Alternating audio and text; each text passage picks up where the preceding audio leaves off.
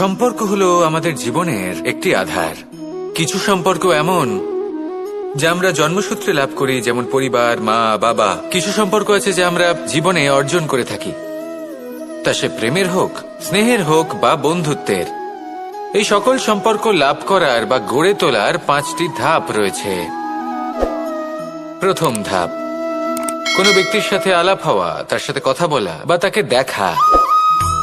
দ্বিতীয় ধাপ, সে ব্যক্তিকে আমাদের ভালো লাগা। তৃতীয় ধাপ, আমাদের এটা চাইতে শুরু করা যে জীবনে এই ব্যক্তি যেন আমাদের বন্ধু হন, আমাদের জীবনে থাকেন, বা আমাদের কাউকে ভালোবেসে ফেলা আর এটা আমাদের ভাবা বা চাওয়া যে সেই ব্যক্তি যেন আজীবন আমার সাথে থাকেন, আমার জীবনে আমার সাথী হয়ে। চতুর্থ ধাপ, লাভ করা। এবার এই ধাপটি অনেক মানুষের পক্ষেই খুবই সরল হয়, বড়ই সরলভাবে নিজেদের সঙ্গীকে লাভ করে থাকেন। কিছু মানুষের জন্য এই ধাপ অত্যন্ত কঠিন হয়ে থাকে। অনেক প্রতিকূল পরিস্থিতির উপর জয়লাভ করে তারা সঙ্গীকে লাভ করেন, কিন্তু লাভ অবশ্যই করেন। এরপরে আসে পঞ্চম, অন্তিম এবং সবথেকে গুরুত্বপূর্ণ ধাপ। সেটা হলো সেই সম্পর্ক পালন করা। এটা হলো এমন এক বিষয় যা প্রত্যেক মানুষের শেখা উচিত। যদি ব্যক্তি নিজের জীবনে সম্পর্ক রক্ষা করতে শিখে যান, তবে প্রত্যেক সম্পর্ক তার জীবনকে স্বর্গ করে তুলবে। আসুন আর আমার সাথে ভালোবেসে বলুন, রাধা রাধা। যখন মানুষের মৃত্যু হয় তখন কি হয়? অনেক সংখ্যক মানুষ শোক পালন করতে চলে আসেন। যে ব্যক্তি মৃত্যু লাভ করেছেন তার অনেক বস্তু থাকে যেগুলো তার প্রিয়, যেগুলো তিনি ব্যবহার করেছেন। তার শয্যা, তার বস্ত্র, তার আভূষণ সবকিছু তার থেকে বিচ্ছিন্ন করা হয় এবং খালি হাতে তাকে শ্মশানের উদ্দেশ্যে রওনা করা হয়। আমি আপনাকে এই প্রশ্ন করতে চাই, আপনি এই সংসারে কি অর্জন করেছেন? ধন সম্পত্তি, বস্ত্র, আভূষণ, এই সবকিছু যে আপনি অর্জন করেছেন, আপনার মৃত্যুর পরে তা আপনার থেকে দূর হয়ে যাবে। এর উত্তর হলো একটাই, আপনার কর্ম। শুধু সেটাই আছে যা একান্ত আপনার, আর শুধু সেটাই এই সংসার থেকে চলে যাওয়ার পরেও সংসারেই জীবিত থাকবে। যদি আপনি দুষ্কর্ম করেন, তাহলে এই সংসার আপনাকে একটি অনুচিত উদাহরণ হিসেবে মনে রাখবে যে এই ব্যক্তি খুব পাপী ছিল, অনুচিত কর্ম করতেন। যে পথে তিনি চলেছেন সেই পথে কারোর চলা উচিত নয়। সেখানেই যদি আপনি সৎকর্ম করেন, তাহলে সংসার চিরকাল এটাই বলবে যে খুব ভালো মানুষ ছিলেন, সবাইকে ভালোবাসতেন, সবাইকে সাহায্য করতেন, আমার খুব প্রিয় মানুষ ছিলেন। এটাই হলো শ্রেষ্ঠ কর্ম। সেই জন্য জীবনে শুধুমাত্র ধন সম্পত্তি, আভূষণ এই সব অর্জন করতে গিয়ে নিজের মনোনিবেশ করবেন না। শ্রেষ্ঠ কর্ম করুন। সংসার থেকে চলে যাওয়ার পরেও এই কর্মই এই সংসারে আপনাকে জীবিত রাখবে। আসুন আমার সাথে ভালোবেসে বলুন, রাধা রাধা। আশা এবং বিশ্বাস মানুষের জীবনের 2 অমূল্য স্তম্ভ। এটাই হলো ঢাল এবং এটাই হলো অস্ত্র। এটাই আমাদের রক্ষা করে এবং এটাই আমাদের জীবনের পথ প্রশস্ত করে। কিন্তু ছোট একটা সমস্যা আছে। এবার যদি আপনি বটবৃক্ষের থেকে এই আশা রাখেন যে এ আমাকে ফল দেবে, তাহলে সেই আশা ভঙ্গ হওয়াই স্বাভাবিক। আর যদি আপনি বিশ্বাস করেন যে খেজুর গাছ আপনাকে ছায়া প্রদান করবে, তাহলে সেই বিশ্বাসও অবশ্যই ভঙ্গ হবে। তাহলে কি করা উচিত? চোখ বন্ধ করে যে কাউকে বিশ্বাস করার আগে বা যে কারোর থেকে আশা রাখার আগে নির্বাচন করুন যে কার ওপর বিশ্বাস রাখতে চান, কার ওপর আশা রাখতে চান। তবে আমি তো বলবো যে বিশ্বাস করতে হলে নিজের ওপর করুন, যে এই সংসারে এমন কোনো কাজ নেই যা আপনি করতে পারেন না। আর শুধু কর্ম করতে থাকুন আর ভরসা রাখুন ঈশ্বরের ওপর, যে উনি আপনার কর্ম দেখবেন আর আপনাকে আপনার কর্মফল অবশ্যই দেবেন, আপনাকে সাফল্য দেবেন। যদি আপনার বিশ্বাস অটল হয়, নিরন্তর পরিশ্রম করেন, তাহলে ঈশ্বর কখনোই আপনার আশা ভঙ্গ হতে দেবেন না। আসুন আর আমার সাথে ভালোবেসে বলুন, রাধা রাধা। আমাদের সকলের কাছে বৃক্ষ অত্যন্ত প্রিয়। আমরা সর্বদাই চাই এই বৃক্ষ যেন সবুজ থাকে, ফুলে ফলে ভরে থাকে, আমাদের ছায়া প্রদান করে, তা যেন সুস্থ থাকে, আমাদের ফল প্রদান করে। আর সেই জন্য আমরা প্রতিদিন সেই বৃক্ষকে জল প্রদান করি। কিন্তু কখনো ভেবে দেখেছেন যে জল তো আমরা বৃক্ষের গোড়ায় দিই, তারপরেও এই জল সেই বৃক্ষের প্রত্যেকটি পাতায় ঠিক পৌঁছে যায়? এটা কিভাবে সম্ভব? কিছুটা এরকমই হলো আমাদের কর্ম। যদি এই পৃথিবীতে থেকে শুদ্ধ মনে সৎকর্ম করেন, এই কর্ম সোজা ঈশ্বরের কাছে গিয়ে পৌঁছয়। যদি শ্রদ্ধা ভাব নিয়ে সমর্পিত হয়ে শুদ্ধ চিত্তে আপনি কাউকে সেবা করেন, তা সে মাতা পিতাই হোক, পরিবার হোক, গুরু হোক, পশুপক্ষী হোক বা সমাজ হোক, তাহলে সেটা সোজা ঈশ্বরের চরণে সমর্পিত হয়। সবসময় শুদ্ধ চিত্তে সমর্পিত হয়ে এবং মনে শ্রদ্ধা ভাব নিয়ে কর্ম করুন। ঈশ্বর নিজে থেকেই এর ফল আপনাকে প্রদান করবেন। আসুন আমার সাথে ভালোবেসে বলুন, রাধা রাধা। জীবনে সব থেকে বেশি মূল্যবান বস্তু কি? ধন, স্বর্ণ, মাণিক্য, আভূষণ? না, এই সব কিছু মিলিয়েও সময়ের এক মুহূর্তের সামনে মলিন হয়ে পড়ে। এক মুহূর্ত যা এক দরিদ্রকে রাজা করতে পারে, যা এক রাজাকেও দরিদ্র করতে পারে। একটি মুহূর্ত যা আপনার আত্মবিশ্বাসকে পর্বতের শিখরে পৌঁছে দিতে পারে, একটি মুহূর্ত যা আপনার অস্তিত্বকে গভীর সাগরে বিলীন করে দিতে পারে। একটি মুহূর্তের খেলা। সবসময় জীবনে সেই ব্যক্তিকে সম্মান করুন, শ্রদ্ধা করুন, যিনি আপনার জন্য সময় বের করে থাকেন। সবসময় সেই ব্যক্তির প্রতি নিষ্ঠাবান থাকুন, যেই ব্যক্তি খারাপ সময় আপনার পাশে দাঁড়িয়ে থাকে। এই সময় সব থেকে বেশি মূল্যবান। আসুন আমার সাথে ভালোবেসে বলুন, রাধা রাধা। পুরাণে আমরা দেখেছি যে মাতা পিতা কতটা মহান হতে পারেন। কিভাবে শ্রী গণেশ নিজের মাতা পিতাকে পরিক্রমণ করলেন এবং পরম পূজনীয় হয়ে উঠলেন। কিভাবে ভক্ত শ্রবণ নিজের অন্ধ মাতা পিতাকে তীর্থযাত্রায় নিয়ে যাবেন বলে নিজের কাঁধে ওনাদের বসালেন এবং বয়ে নিয়ে গেলেন। এরকম অনেক অমূল্য শিক্ষা আমরা লাভ করে থাকি পুরাণ থেকে। কিন্তু এসব কথা হলো পুরাণের কথা। কথা বলা যাক আমাদের জীবন নিয়ে। আমাদের এই জীবনে আমাদের মাতা পিতা কেন আমাদের কাছে এতটা অমূল্য? কেন আমরা ওনাদের এতটা ভালোবাসি? কেন আমরা ওনাদের এত সম্মান করি? আর কেনই বা ওনাদের এতটা সম্মান করা উচিত? মমতার কারণে। মায়ের মনের এক ধরনের মমতা, পিতারও এক ধরনের মমতা। এই দুইয়ের মমতা ভিন্ন, কিন্তু এনাদের দুজনের মমতার কেন্দ্রবিন্দু হলো ওনাদের সন্তান। মাতা মমতার কারণে সকালে তাড়াতাড়ি উঠে পড়েন, খাবার তৈরি করেন, এটা ভাবেন যে আমার সন্তান যেন অভুক্ত না থাকে।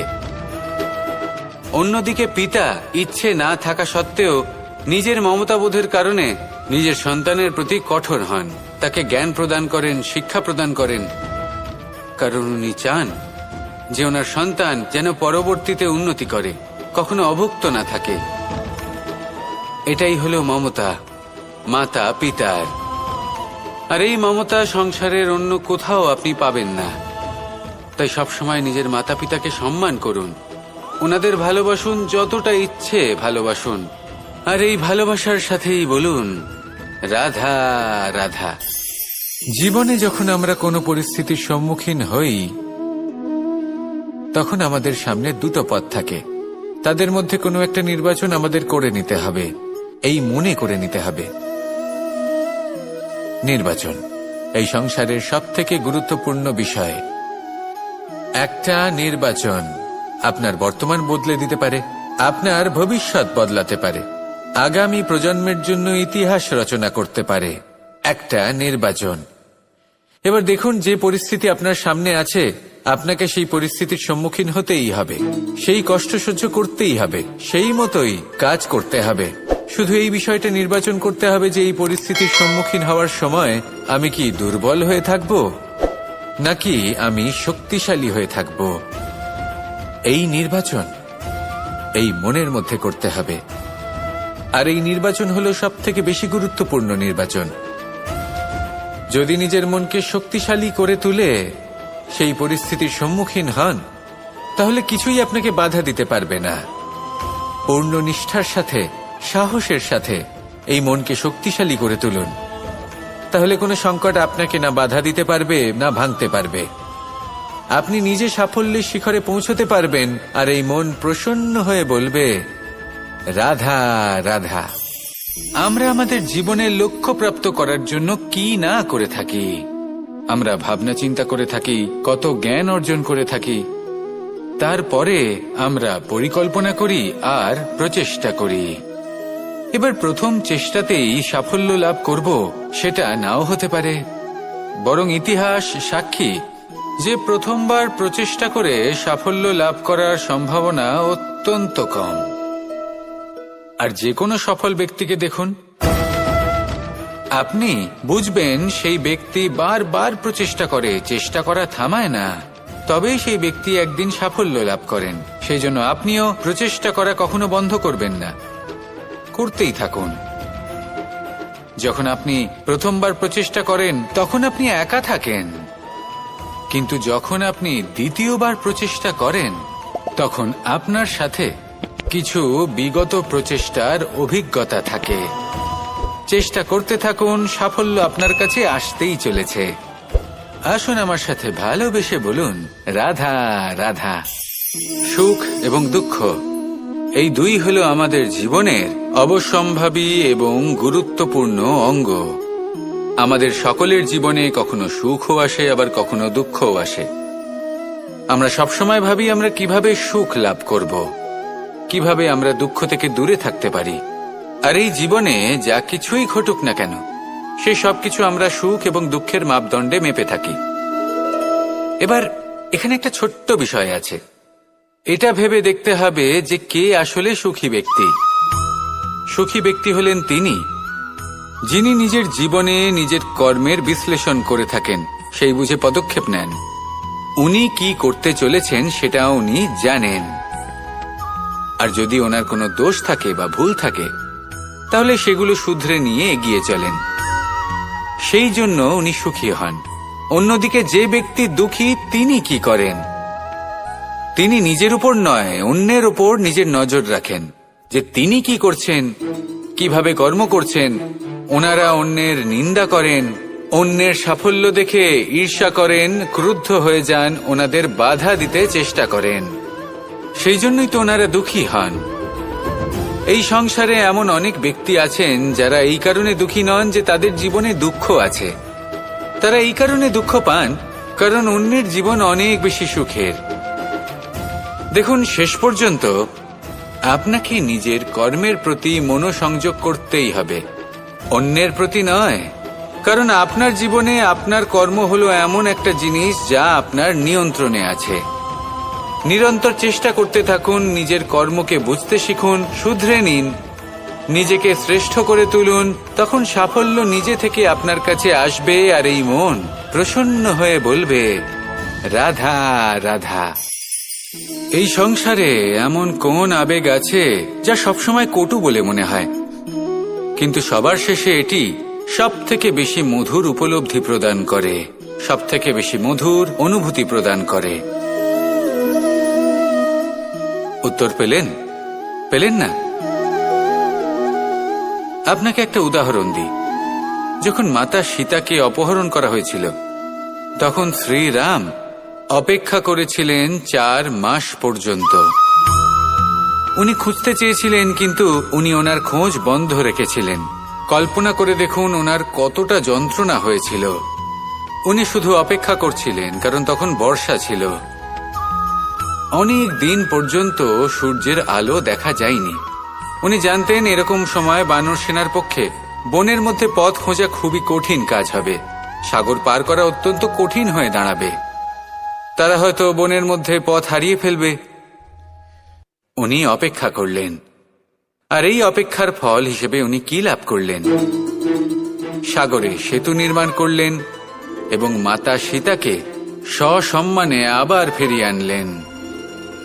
যদি শ্রীরাম অপেক্ষা না করতেন তাহলে হয়তো এই সবকিছু কখনোই সম্ভব হতো না।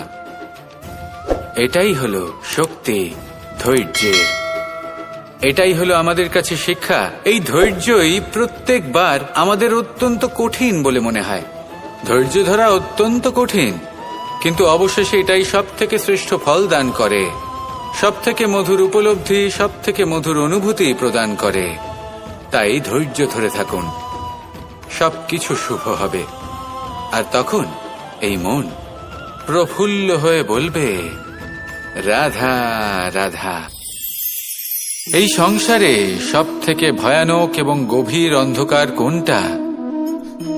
সেটা যখন মেঘ সূর্যকে ঢেকে দেয় এবং সংসার অন্ধকারাচ্ছন্ন হয়ে ওঠে, নাকি তখন যখন সূর্যাস্তের সময় ঘনিয়ে আসে, সূর্য ঢলে যায় এবং এই সংসারে অন্ধকার ছেয়ে যায়, নাকি সেই অমাবস্যার রাত্রি যখন চতুর্দিকে ঘন অন্ধকার থাকে এবং চন্দ্রমার প্রকাশ কোথাও থাকে না? না, এই সংসারে সব থেকে বেশি ভয়ানক অন্ধকার হল মানসিকতার অন্ধকার। মানসিকতা খুব গভীর একটা বিষয়। এই মানসিকতাই সত্যের রূপ ধারণ করে এবং আমাদের এই মানসিকতা এবং বিবেকে একটা সূর্য থাকে। যদি আমরা এটা জীবন থেকে বের করে ফেলি তাহলে নিরাশা, হতাশা, অসফলতা এর এমন এক ঘন অন্ধকারে আমরা ফেসে যাব যে তার থেকে বাইরে বের হওয়া প্রায় অসম্ভব ব্যাপার হয়ে দাঁড়াবে। বড়ই কঠিন হয় সেই সময়। সেই জন্য ইতিবাচক মনোভাব থাকা খুব প্রয়োজনীয়। এটা ভাববেন না যে এটা আমার সাথে কেন হলো, এই সমস্যা কেন এলো, ওই ব্যক্তি আমার সাথে এটা কেন করলেন। এটা ভাবুন যে আমি জীবনে যে পরিস্থিতিতে দাঁড়িয়ে আছি তার থেকে আমি ঠিক কিভাবে বাইরে বেরোতে পারবো। যতই ঘন অন্ধকার থাকুক না কেন, খুব ছোট একটা প্রদীপের প্রকাশ আমাদের পথপ্রদর্শক হয়ে দাঁড়াতে পারে। আর আমাদের জীবনে এই ছোট্ট একটা প্রকাশ হলো আশা। এই আশার একটি কিরণ আমাদের অত্যন্ত গাঢ় অন্ধকারেও পথ দেখাতে পারে। তাই এই আশাকে সবসময় মনে প্রজ্বলিত করে রাখুন। গাঢ় থেকে গাঢ় অন্ধকারের সাথে, কঠিন থেকে কঠিনতর সমস্যার সাথে লড়াই করুন, সামনে এগিয়ে চলুন, আর আমার সাথে ভালোবেসে বলুন, রাধা রাধা। একটি নৌকা বিশাল একটি সাগরে ভেসে চলে। কখনো যাত্রীদের বা কখনো বিশাল বস্তুকে নিজের সাথে বহন করে নিয়ে চলে, এক স্থান থেকে অন্য স্থানে পৌঁছে দেয়। এই নৌকা কখনো সাগরে আটকে পড়ে বা কখনো ডুবে যেতেও পারে, কিন্তু এই নৌকা তখন ডুবে যায় না যখন এর আশেপাশে অধিক মাত্রায় জল থাকে। এটা তখন ডুবে যায় যখন ও নিজের আশেপাশের থাকা জলকে নিজের ভেতরে প্রবেশ করতে দেয়। যখন আস্তে আস্তে এই জল প্রবেশ করতে থাকে, নৌকা ভারী হতে থাকে আর আস্তে আস্তে ডুবে যায়। এটা আমাদের কাছে একটা শিক্ষা।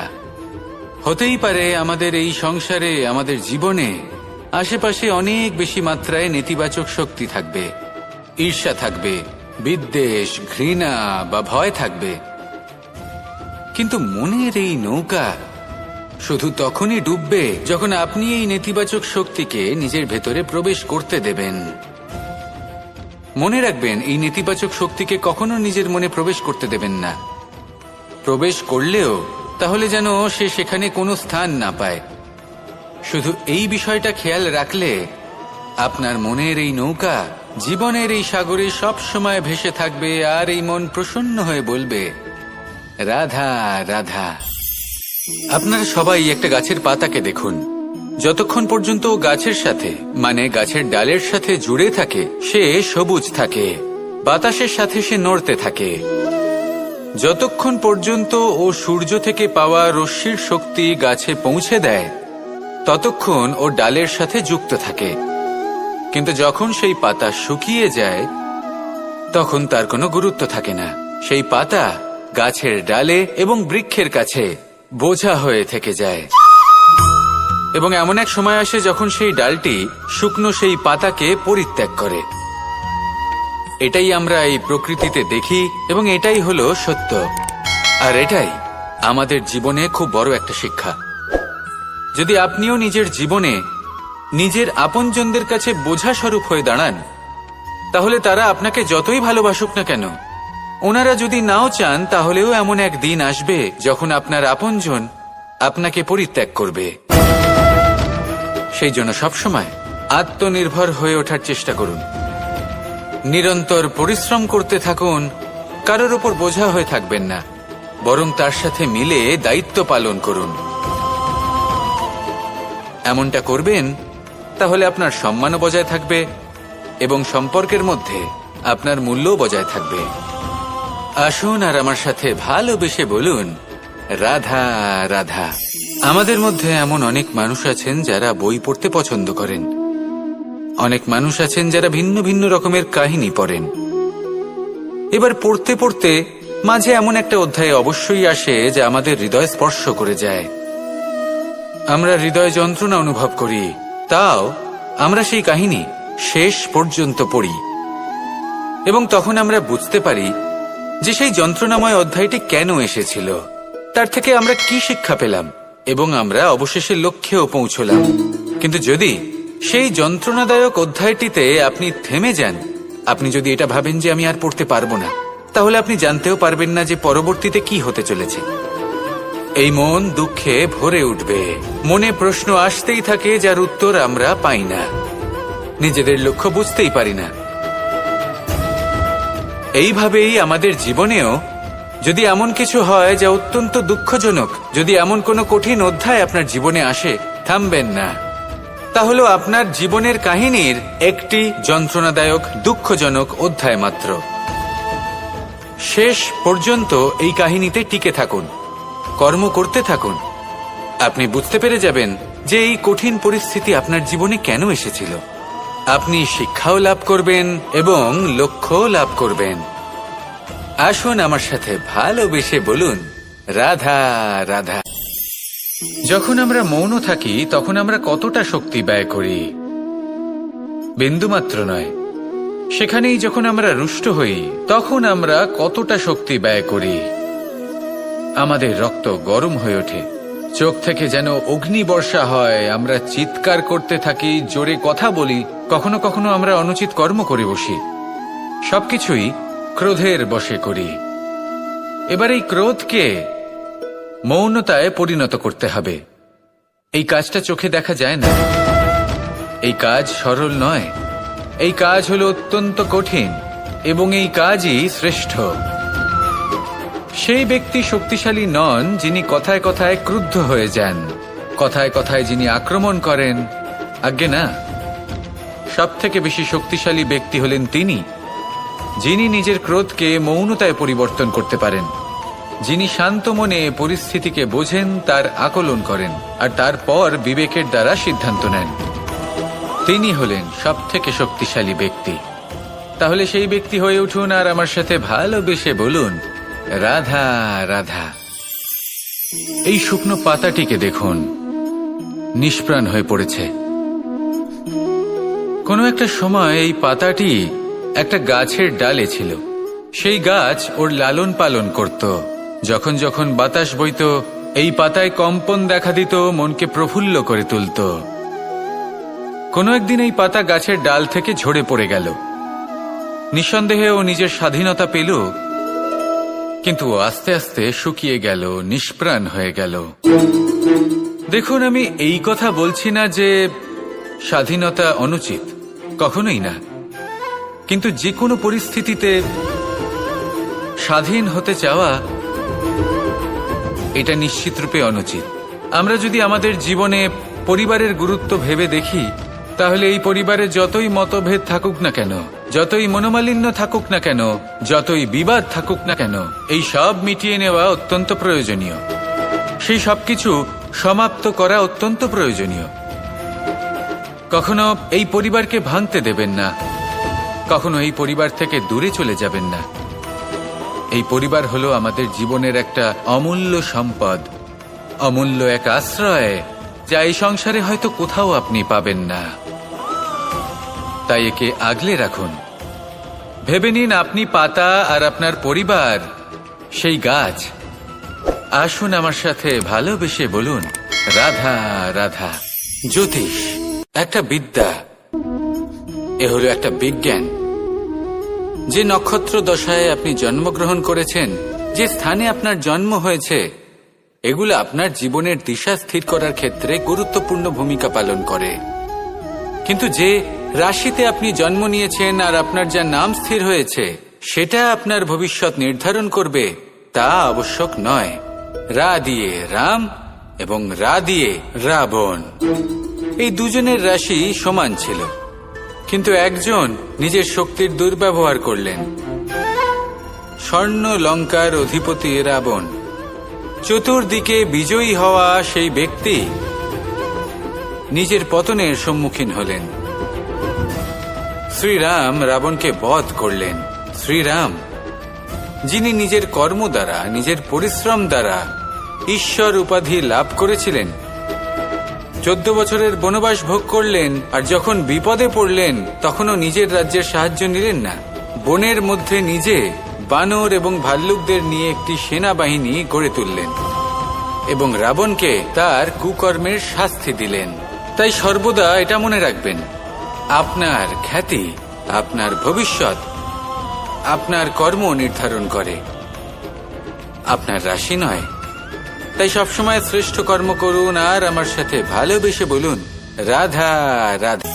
প্রজাপতি দেখেছেন কি সুন্দর হয়, তাই না? এই প্রজাপতি, ওদের দিকে তাকালে নিজের অজান্তেই নিজের মুখে হাসি ফুটে ওঠে। কিন্তু এই প্রজাপতি জন্ম থেকেই এমন দেখতে হয় না। জন্ম থেকে এদের কাছে ডানা থাকে না, এরা উড়তেও পারে না। যখন একটি প্রজাপতি জন্ম নেয় তখন প্রথমে ডিম অবস্থায় থাকে সে। আস্তে আস্তে সেই কবচ সে ভেঙে ফেলে, খুব পরিশ্রম করতে হয় তাকে। তারপর কীটের আকার ধারণ করে সে চলতে থাকে, অনেক কষ্ট সহ্য করতে হয়, অনেক পরিশ্রম করতে হয়। তারপর তার রূপ বদলে যায়, তারপরে তার ডানা গজায়, তারপরে সে উড়তে পারে। এই নিরন্তর পরিশ্রমই সাফল্যের মূল মন্ত্র হয়। কখনো কখনো প্রতিভাও কম পড়ে যায় যদি নিরন্তর পরিশ্রম না করা হয়, যদি সমর্পণের ভাব মনে না থাকে, দৃঢ় নিষ্ঠা না থাকে। আর কখনো কখনো সেই ব্যক্তি যার মধ্যে বিশেষ প্রতিভা থাকে না, সেই ব্যক্তি নিরন্তর পরিশ্রম করে, নিজের মনে সমর্পণের বোধ জাগিয়ে তোলে, দৃঢ় নিষ্ঠার সাথে কর্ম করে আর সাফল্য লাভ করে। সেই জন্য আপনি জীবনে যেখানেই পৌঁছে যান না কেন, নিরন্তর পরিশ্রম করতে থাকুন। তবেই আপনার ভবিষ্যৎ রঙিন প্রজাপতির মতন গগনচুম্বী হবে। তবেই এই সংসার আপনাকে দেখবে এবং নিজের অজান্তেই এই সংসার নিজের মুখে হাসি ফুটিয়ে তুলবে এবং এই সংসার আমার সাথে ভালোবেসে বলবে, রাধা রাধা। কখনো কখনো অন্ধকারের সাথে লড়াই করার জন্য আমরা প্রদীপ জ্বালাই। এতে প্রথমে সলতে রাখি, তারপর তেল ঢালি, তারপর আগুন জেলে এটা প্রজ্বলিত করি। তারপর একটা সময় আসে যখন এই প্রদীপ নিভে যায়। কারণটা কি? কারণ কি এটা যে প্রদীপের প্রকাশমান হওয়ার ক্ষমতা সমাপ্ত হয়েছে? না, এই যে আগুন আমরা দেখতে পাচ্ছি, এই আগুনের জন্য যে শক্তির প্রয়োজন হয় তা আসে এই তেল থেকে। যদি এই তেল সমাপ্ত হয়ে যায় তাহলে এই প্রকাশ তাও সমাপ্ত হয়ে যায়। আর আমাদের জীবনে এই তেল হলো আমাদের কর্ম, আর এই আগুন আর এর দ্বারা উৎপন্ন হওয়া প্রকাশ আমাদের ভাগ্য। যত আমাদের কর্ম ক্ষীণ হতে থাকবে, আমাদের ভাগ্য সৌভাগ্য কোথাও না কোথাও লুপ্ত হয়ে যাবে। যে উজ্জ্বল ভবিষ্যৎ আমরা চাইছি তা কখনো লাভ করতে পারবো না যদি কর্ম না করি। ঠিক যেমন তেল ছাড়া অগ্নি উৎপন্ন হয় না, তেমনি কর্ম ছাড়া সৌভাগ্য হয় না। আর যেমন কর্ম তেমন ভাগ্য। তাই সবসময় কর্ম করতে থাকুন, কর্ম করা থামাবেন না। আর আমার সাথে ভালোবেসে বলুন, রাধা রাধা। মুক্তোর এই মালা দেখতে কত সুন্দর হয়, তাই না? যিনি ধারণ করেন তাকেও এটা শীতলতা প্রদান করে। আর যে ব্যক্তি দেখে তার চোখও এই দৃশ্য দেখে শান্তি উপলব্ধি করে। কিন্তু ভাবুন, যদি এমন কিছু হয় যে সুতো দ্বারা এই মুক্তোর মালা তৈরি হয়েছে সেটা কেউ ছিঁড়ে দেয়, তাহলে এই মুক্তোর মালা ছিঁড়ে যাবে আর সমস্ত মুক্তো মাটিতে পড়ে যাবে, ছড়িয়ে পড়বে। তখন কি আমরা এটা ভাববো যে এটা তো মাটিতে পড়ে থাকা বস্তু, এটা আমি তুলবো না? ভাববো না, তাই না? আমরা নিচু হয়ে একটা মুক্তো কুড়িয়ে নিই এবং আবার এদের সুতোর মধ্যে প্রবেশ করাই। কেন? কারণ এই মুক্তো হলো বহুমূল্য। এতে কোনো সন্দেহ নেই যে এই মুক্তো হলো বহুমূল্য। কিন্তু এর থেকেও অনেক বেশি বহুমূল্য হলো আমাদের জীবনে আমাদের সম্পর্ক, আমাদের বন্ধু বান্ধব। এই সম্পর্কেও কখনো কখনো বিবাদ হয়, মনোমালিন্য হয়, এগুলোও ছড়িয়ে যায়। আর সেই সময় এই মুক্তোর মতোই নত হয়ে আমাদের এই সম্পর্কগুলিকে হাতে তুলতে হবে, এদের জুড়তে হবে, এদের আগলে রাখতে হবে, কারণ এদের থেকে বহুমূল্য আর কিছুই নেই। আর যদি এই কাজটা আপনি শিখে নিতে পারেন, তাহলে আপনার জীবনের এই সম্পর্ক, এই বন্ধুত্ব সবসময় আপনাকে বল প্রদান করবে, আনন্দ প্রদান করবে। আর এই মন সুপ্রসন্ন হয়ে বলবে, রাধা রাধা।